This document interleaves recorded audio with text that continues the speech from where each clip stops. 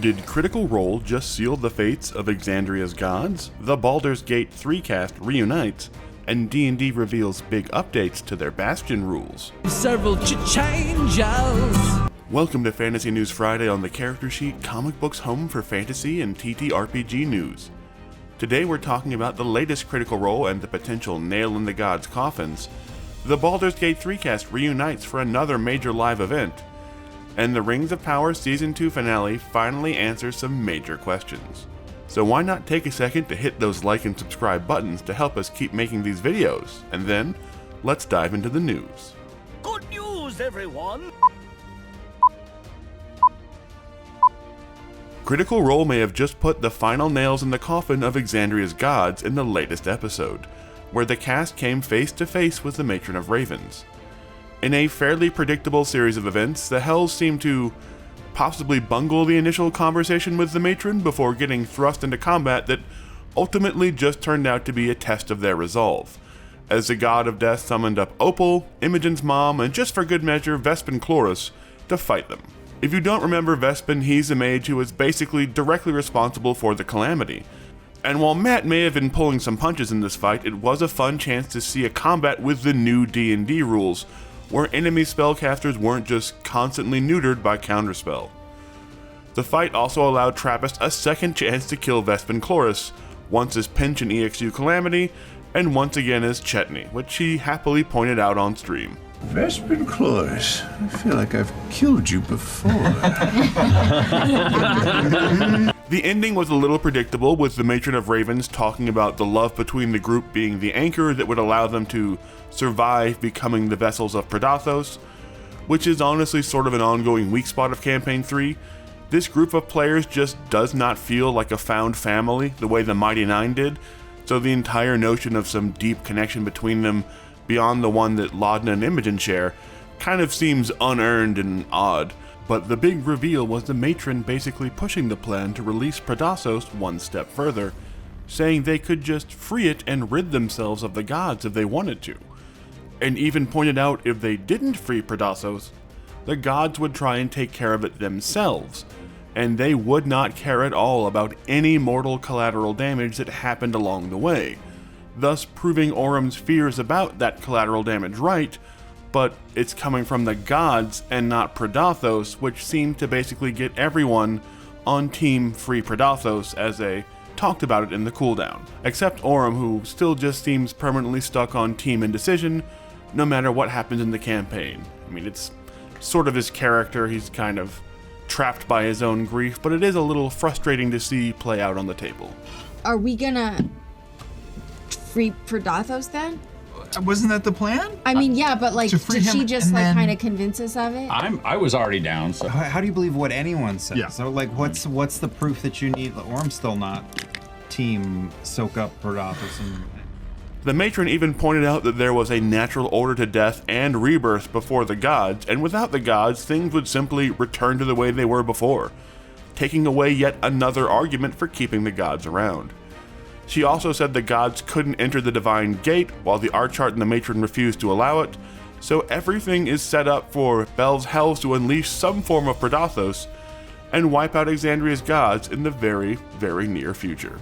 You're murdering innocent gods! Innocent? Oh, the gods failed you too. In other Critical Role news, The Legend of Vox Machina Season 3 Episode 1 is available for free right now on YouTube. While the new season has launched the first 3 episodes on Prime Video, fans can get to see Episode 1 for free on Prime Video's YouTube channel to get a little taste of what is in store for the new season of Vox Machina. The new season is still currently maintaining a perfect critic score on Rotten Tomatoes, and we gave it an 8.75 out of 10 in our review. So if you don't have Prime Video and want to check out the new season, just head on over to the Prime Video YouTube channel to watch Episode 1 of Vox Machina Season 3 right after this video. Good to be home.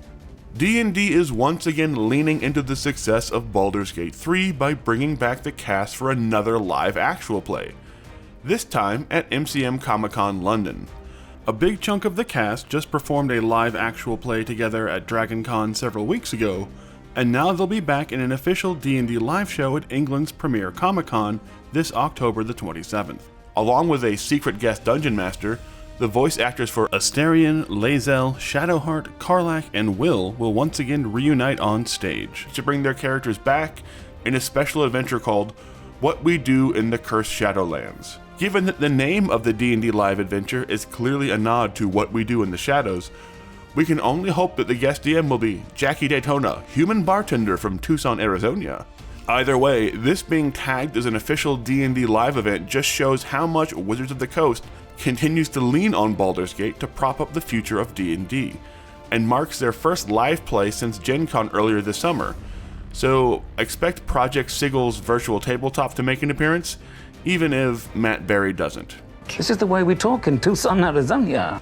A new Voltron RPG Kickstarter is coming from Catalyst Game Labs, the studio behind the recent Shadowrun and Battletech RPGs. The Voltron RPG, based on the much-loved classic giant robot cartoon, was first mentioned to be in production back in 2023, with Catalyst saying the game would use their new Dice Core system, which they have described as being fast-paced, easy to learn, but a medium-weight role-playing system. Voltron was a massive hit when Netflix brought the cartoon back several years ago for Voltron Legendary Defender, so hopefully the Kickstarter for this new RPG will be just as big of a hit when it goes live sometime next week. I, for one, can't wait to see a table full of robot lion pilots all arguing over who gets to form the blazing sword. We can't form Voltron, okay? We can fly the lions, but Voltron is not happening. Wizards of the Coast has given us all a sneak peek at the upcoming Dungeon Master's Guide, and while the video they put out mainly showcased a lot of amazing new artwork in the book, check some of this stuff out, one big area of change was the new Bastion system in D&D 2024, which has undergone a significant overhaul since we last saw it during the playtest. The designers revealed they had tweaked the way Bastions work to make it something that the DM had no control over and that was more fully customizable by the players, allowing a player in their Bastion to order issues for every single facility in their Bastion, from alchemy labs to kitchens and armories, etc., once a week, and setting up new rules to automate that process should they be gone for longer periods of time. They also added more options for class-themed facilities, so in their words, your rogue could have a more rogue-like bastion than a fighter would have, and basically just seemed to tie them into more activities like item crafting and other in-game effects. But you can check out all the new art and the changes to the new Bastion rules when the Dungeon Master's Guide launches on November 12th. Can't wait! And finally, Rings of Power Season 2 had its finale this week, so minor spoilers ahead as the last episode finally answered some long-standing questions that had plagued the series since its first season. We learn who the stranger really is and prepare to be absolutely not shocked by the answer. We learn how the Balrog got unleashed in the first place, once again, not terribly shocking. And we got some not-so-subtle hints about who would become Sauron's ring wraiths now that he has completed his Rings of Power.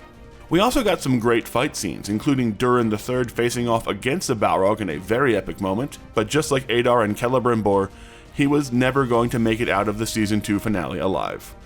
And now we're set up for a Season 3 with the elves at war with Sauron, and the orc army he now commands, and the humans preparing for a civil war in Numenor.